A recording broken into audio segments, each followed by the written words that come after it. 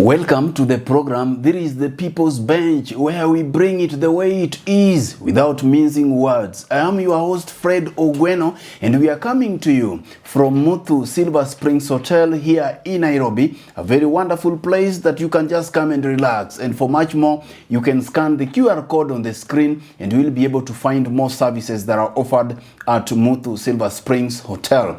Tonight we are looking at the economic situation in Kenya. Matters economy. We are talking matters better, matters hustler fund. How best and how well has it been implemented and does it work? I'm blessed to have none other than Professor Fred Ogolla, him who says it the way it is without mincing words. A truthful man. The real truthful man is here. How are you, Prof? Thank you very much. Welcome back to the bench. Thank you. I'm happy to be here. Yes. Yes. Karibu sana. Asante. Yes. Yeah. How are you doing? I think all is well, it's just that, as you said, how is the economy better because it's better, or it is better because it is better? Yes. Yeah. We pick it from there. Yes. President William Ruto promised the country to launch the Hustler Fund, and he's saying that it is doing extremely well. Yes. Is that the situation from where you sit? No, because you remember that President William Ruto campaigned on the bottom-up economic model that later became bottom-up economic transformation agenda, better. And mostly it was meant that people at the bottom were supposed to rise up. And the tool to bring people from the bottom to up was to give them Hustler Fund, so that they can actually register businesses, run businesses, and from there they rise up and now become richer people, become business people, and actually be able to pay taxpayers. But remember, the bottom up is the opposite of top down. Trickle down economy, top down, now bottom up. It was that money comes from up, goes to the people below. I remember that falls with force of gravity. But to take something from below to up, you need to pump. There's no water that can move from lower levels to higher levels, so you need to pump it. So he was thinking that Hustler Fund is the pump that will pump the economy up going stairs. But now look here, it has not worked, because if it is working, Fred, tell me how many people began businesses from 30th of September 2022 when Hustler Fund was launched at the Norfolk Hotel, isn't it? That has moved from bottom to up. Tell me how many businesses are now paying taxes. But I can tell you businesses that collapse from top down. I know how many businesses are closed. Now they're talking about around 1,800 businesses that have shut down. I know many people who are being retrenched. Tell me about how many people have lost their jobs. There are very many. But tell me about people who have been employed because of bottom-up economic model. I can tell you they are not there. So you even heard him now talking about Kazi Maju. If bottom-up was working, there was no need for someone to go Maju. But if you look at that Kazi Maju, there was a lot of lies, because if you had someone saying that he has taken around 500,000 people abroad to work, and we have statistics in Qatar is the highest places destination Kenyans going. Then you can find places like Dubai, the Middle East. You are looking at the number of visas being processed. You go to Qatar embassy and ask them if they have processed around even 100,000 people. No, it's 16,000. The figures he's talking about does not make sense. Let me tell you, Kenyans used to go abroad even before this government came to force. I, Fred Ogolla, I got my education in Uganda. First degree, I moved to Spain. I live in Barcelona, I live in the US. I lived in Canada for some time. I lived in India. It was not about the current government. The Kenyans going abroad happened even under Tom Mboya, Wings to Fly. So this government cannot claim, and there was nothing like government having an agenda to take Kenyans abroad. A government that cannot create jobs in Kenya is the only government talking about other countries creating for its citizens jobs. Not the work of Qatar, Dubai, those countries, Spain, Germany. Their work is not to create jobs for Kenya. Their work is to create jobs for their own citizens. And when someone is now going to sign deals abroad to take Kenyans abroad, it is a scam. And Fred, this is not working. Tell me, Prof, C.S. Alfred Mutua came and told Kenyans that he's taking these young people abroad. Then a few months after that, it turned out to be scam after scam. And until today, he's not been held accountable. Yet many Kenyans have come out to say that they were duped. Fred, even remember the case in Uasin Gishu. The former governor of Uasin Gishu, who is a senator, is called what? Remember the former... Yes, remember the case? When Ruto became president, that was the case we were supposed to deal with. Have those people been compensated? Who is this that can enforce? Mandago. Who is it can enforce government? If you are the chief thief, how can you arrest another thief? So William Ruto as the president is the chief thief. How can the chief thief that other thieves know this is our master arrest one of them? What has he stolen? Kenya, since he became president, has borrowed 11 trillion. Tell me which mega project is going on in Kenya that can consume 11 trillion. Thika Highway was around 25 billion. You get me? Now, you come to SGR, was around something like, they said it was around 600 billion. Expressway was around 210 billion, isn't it? You bring that together, you cannot reach 1 trillion. So what has that done? Fred, do you know what a trillion is? Do you know what a billion is? But he's empowering young people. Look, he's given money to hustler funds. Look, the other day he was just having a lot of youth, thousands of them in State House, giving them motorbikes, you know. William Ruto is empowering young people and he's saying that that is the way to go.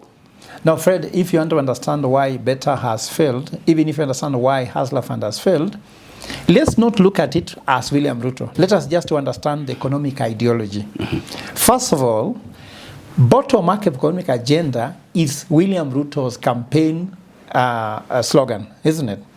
And then he implemented it using Hustler Fund. Now, let's understand what's Hustler Fund. Hustler Fund is the maiden project of William Ruto. Imagine he took oath of office on 13th of September and he launched it on 13th of September, exactly 17 days after being president. That's on record. Now, that was his rallying call. That was the iconic, the signature, the flagship project. It has failed.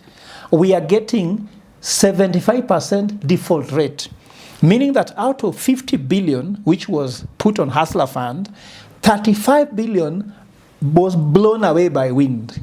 Fred, 1 billion given to you, if we are spending 20,000 shillings per day, you can live for 137 days without finishing that money, Fred. That's what 1 billion is. You understand me? How can someone just blow away 150 billion shillings to the wind? But the problem, we are talking about this Hustler Fund, let's understand the economic thinking, because Ruto's economic ideology can be understood by how he implemented the Hustler Fund. There are two types of economists. There's an economist called affirmative action economist. Affirmative action looks like a father that when one kid cries he's hungry, he throws a mandazi at them. Another cries that he's hungry, throws a samosa at them. Another is hungry, throws sausage at them. That is not a father who is a structural economist, because affirmative action economist is the opposite of structural economist. You should not be throwing money, food, mandazi at kids. Ensure there's food security. Ensure there's breakfast, there's lunch, and dinner, at least. Maybe people snack in between, but that's guaranteed. So that one means the kids will never cry about food. They'll be telling you, Daddy, can we take a walk? Daddy, can you buy me a book? But if a kid has no money that is crying about mandazi, can you discuss about education? Can you discuss about healthcare? So that is affirmative action economist. That is William Ruto. Every problem Ruto throws money at. I know now Harambee Stars is doing very well, and I'm very happy because he has offered motivation by saying for every game you win, 1 million. That's affirmative action, isn't it? The question is, Chan is ending this month, isn't it? Where will you get 1 million next month? isn't it? You go back to your team, even allowances might not be there. I like the fact, and let me give credit to him, he has motivated Harambee Stars. Let's not always bash, isn't it? So motivation has been done, but that's affirmative action. You score a goal, I give you, isn't it? It's a promiscuous economy. Give me, I give you. Scratch my back, I scratch your back. But it is better than Uhuru who did nothing and still money was stolen and the team never performed. Yes, but that's what I'm trying to say. Understand, I don't want to go to Uhuru. Let us talk about William Ruto, he's the president. Because normally we go back and say Uhuru was bad. So if Uhuru was bad, you should be bad. If you take somebody's wife and you leave the ex aside, should you become bad because the ex was bad? You are the husband now. Take care of the wife. Kenya is Ruto's wife at the moment. Let's not discuss about Kenya's exes. Even if the first ex, Kenyatta, the second ex was Moi, the third ex was Kibaki, the fourth ex, Uhuru Kenyatta. Now you are the husband. Treat this woman well. This woman is hungry, cannot afford health care. This woman cannot afford education. So let me explain to you the opposite of affirmative action economist. It's a structural economist. You just give free primary education, free secondary education, health care, isn't it? Among other things. Now, let me take you to numbers, Fred. As a structural economist, and that's where my solution comes in, because I'm a leader, I should not be venting about William Ruto. As a structural economist, I've introduced a model called Evolve. And a structural economist, I know that we have 12,500,000 households in Kenya. I know in every household, there is average of 4 children per household. I also know, with the statistic available of Kenya Bureau of Statistics, that for every household, every child spends an average of 63,000 shillings per year on education. And that one makes me know, and you can deduce from that figures, that every household spends at least 250,000 shillings per year on education. Now, Fred, if you're such a family that spends 250,000 shillings per year on education, if I offer free education, I've given you 250,000 shillings without giving you a handout, isn't it? Now, you can buy a good suit like yours now. You can buy a nice tie. You can also drink that money. But also you can start a business with it. So between giving you a hustler fund of 500 shillings and offering you free education, where you have 250,000 shillings that you would have put on education, now you can start a business. Is that not empowerment? That is true empowerment. Fred, let me tell you one thing. Politicians in this country, the legacy politicians, have misused all the words, all the good words they have misused until nobody wants to use them. Like you hear the word now, empowerment. When you hear the word empowerment, you feel angry, isn't it? Because of what is happening in State House. Now, those people went to State House who are given those 2,000 shillings each, and now they are chanting at the president, isn't it? When you go home and you reach home, you find out that one of your cousins is sick, and you have to rush them to hospital. Are you still having 2,000 shillings?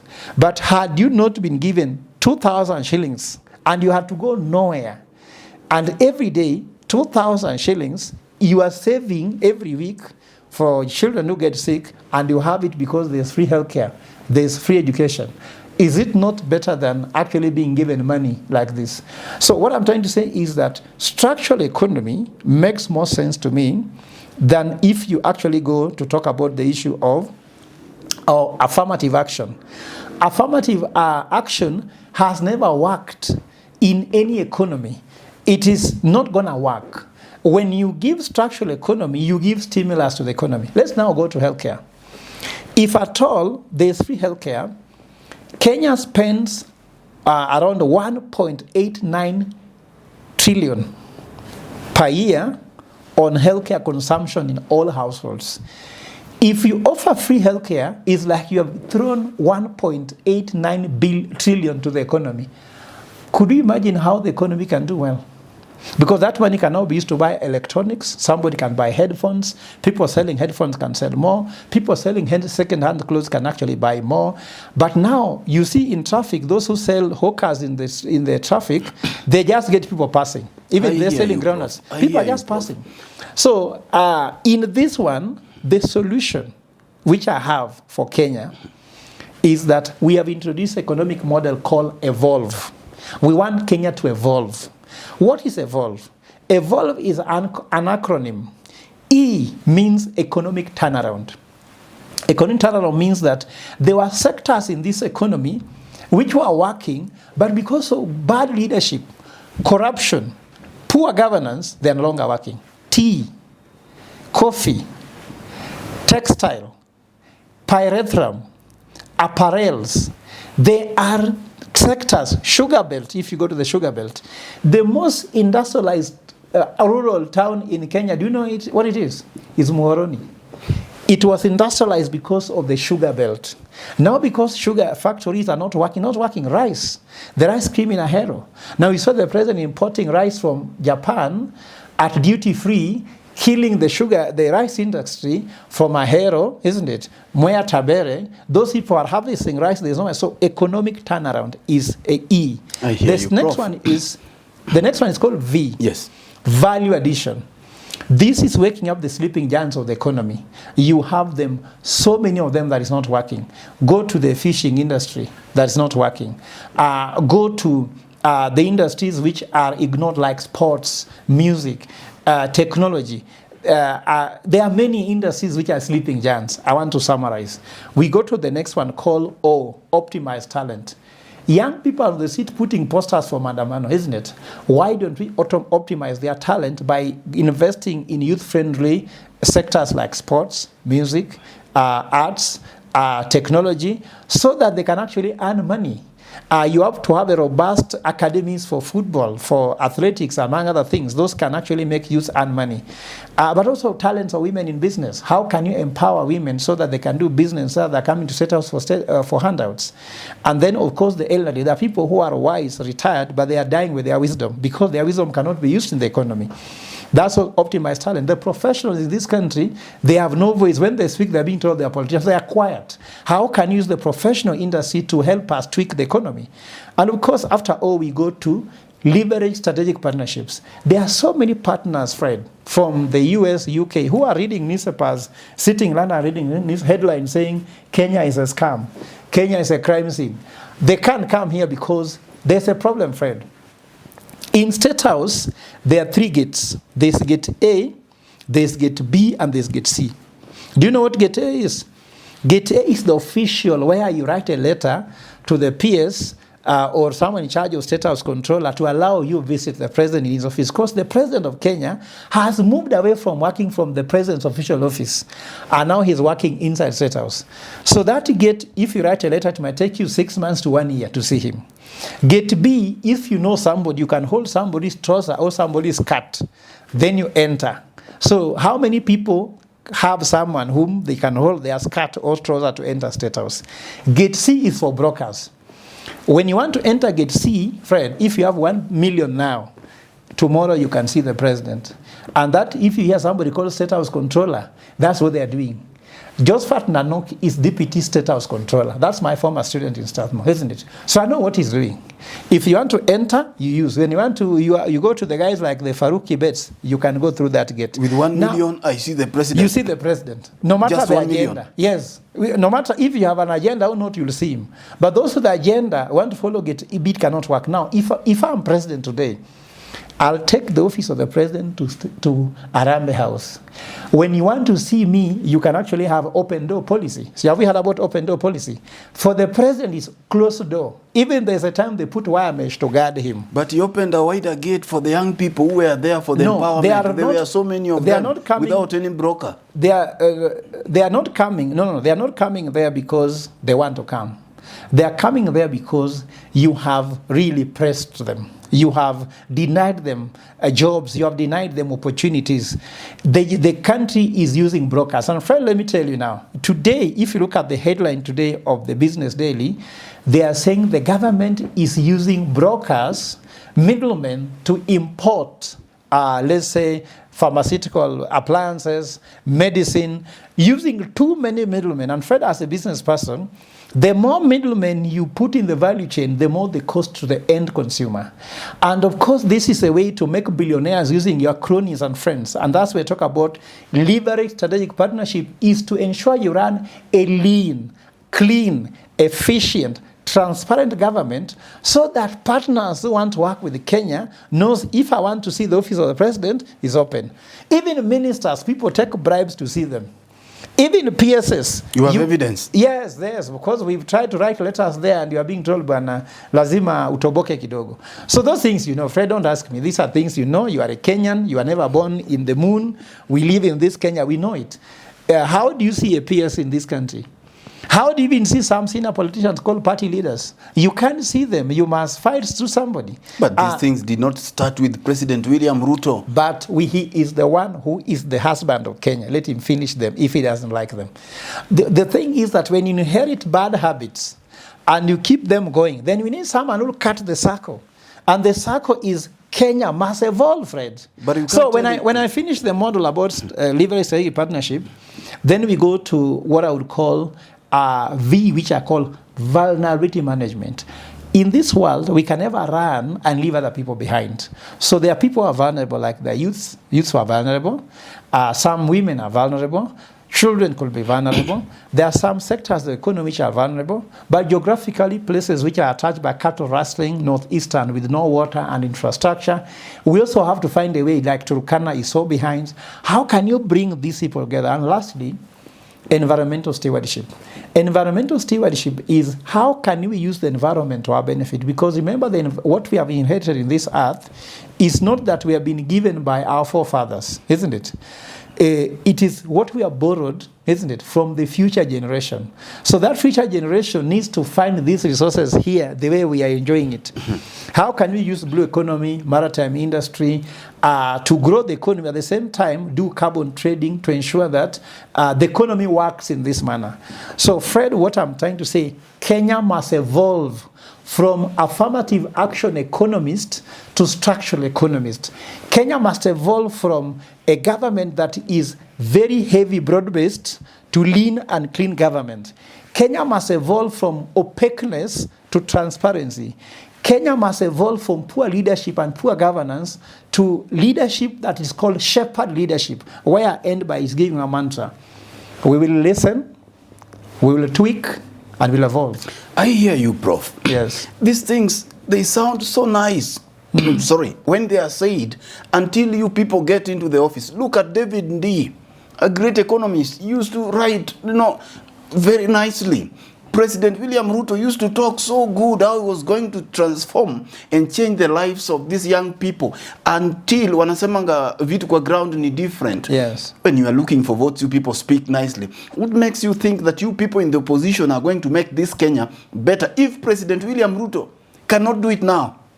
Fred, you have to know the main problem in this government is that there is gross incompetence and grossly corrupt. It's a grossly corrupt and grossly incompetent government. Now let me tell you, you talk about David Ndii, isn't it? David Ndii is not a hard-nosed economist. Tell me which country David Ndii helped to turn around, and I will tell you around 6 countries I've helped to turn around. As an economist, I published a book called Solomonic Economics. This Solomonic Economics proposed that Kenya should have a global financial center. When I published the book, people ignored the book. I took the book to Rwanda. Rwanda is having a global financial center. Your money will be coming from New York, from London to Rwanda, then come to Kenya. Yet it was supposed to come from Kenya to Rwanda. Because we don't want to listen. This book is being used in Ethiopia. This same book was used to turn around the economic countries of the pigs. When I was economist with the European Central Bank, there's a global financial crisis that hit the south of Europe, which has the 4 countries, P, Portugal, I, Italy, G, Greece, and S, Spain. And I gave the acronyms PIGS. So when pigs were down, it is Solomonic economics that turned them around. So I'm not talking about theory. I'm talking about what can be done. But Fred, leave alone the issues here. Do these people have the will to turn around the economy? No. They don't have the will, so there's no way they can do it. Prof, you sound so good. Why has President Ruto not hired you if you are this good? And you have done all these kind of publications. Fred, I'm not qualified to work in President Ruto's government because I must be insincere, isn't it? People who are insincere, incompetent, and corrupt are more qualified to work in the Kenyan government than the one we have. Let me give an example. How can Aden Duale become a CS Health? You go to the PS, in charge of health. There is no health economist. In a government that I belong, should at least have a health economist, either as CS or PS.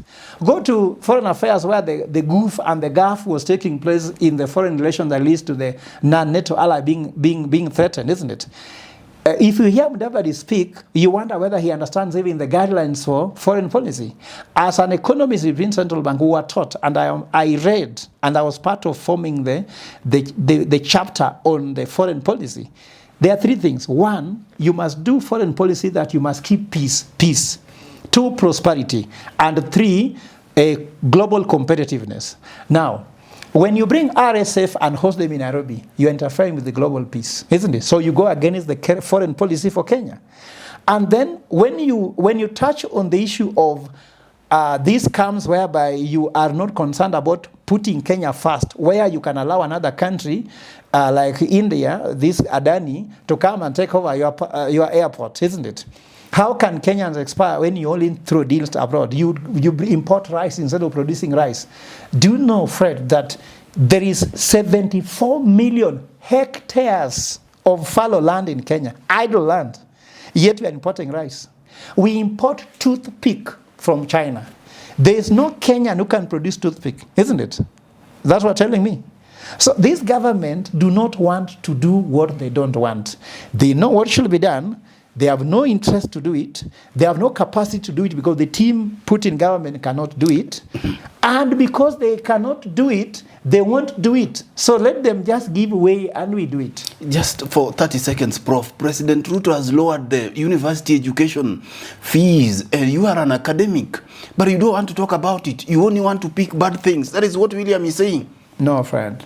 It has not done. The band thing, band 1, band 2, band 1 is going to the rich.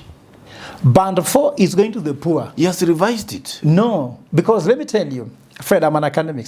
In economists, we say, in God we trust, the rest being numbers. Go and check the number of intakes in public universities and private universities before Ruto brought the university funding model. You'll find the numbers drop in University of Nairobi. They published that the health fund now has 600 million deficit to fund university students. You can tell them, some of them can't graduate, they can't do exam because of these things. So the things we are discussing about are Twitter handle report.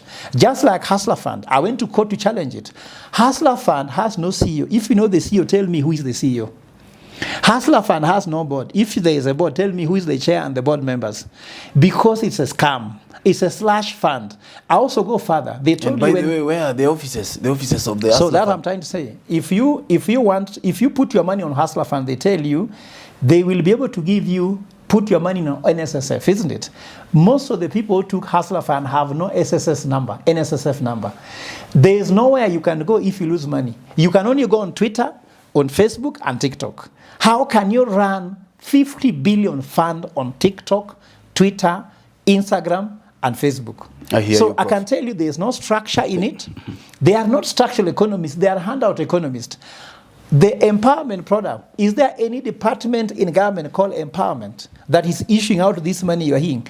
In one day, 1 billion was spent in State House. Thank you, Prof. So this is not a government to trust. Thank you. And I can tell Kenyans, appoint people like us. As we are winding up, we and as will you look not at that disappoint camera. you. Yes. I can tell you Kenyans, if we appoint people who know how to run the economy, and I want to end by saying, Fred, the Kenyan problem is economic. It is not legal. It is only economic.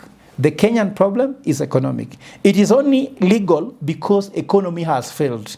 If you think it's a legal problem, then you can realize that even if you solve the problem, it won't work. Because I can tell you, 1 million students graduate in university every year. So in 2022, when Ruto became president, 1 million graduated. Now by the end, it will be 5 million. There is no job for them because they joined the jobless market. The economic problem must be solved urgently so that Kenya can breathe. Thank you. Thank you so much, Prof. And with that, we come to the end of our program tonight. It has been the People's Bench, brought to you by Fred Ogolla. We are coming to you from Muthu, Silver Springs, here in Nairobi. And tonight, we were looking at matters economics with none other than Professor Fred Ogolla himself, an economist economist who says it the way it is without mincing words. Until next time, thank you so much, Prof. We do it again. That was so very incisive. Eh? Thank you very much. Thank you. Yes. Karibu sana. You need to evolve. Yes. Yes. Yeah, even the bench keeps on evolving. Yes. Every time. Thank you so much. And until next time, bye-bye. Thank you.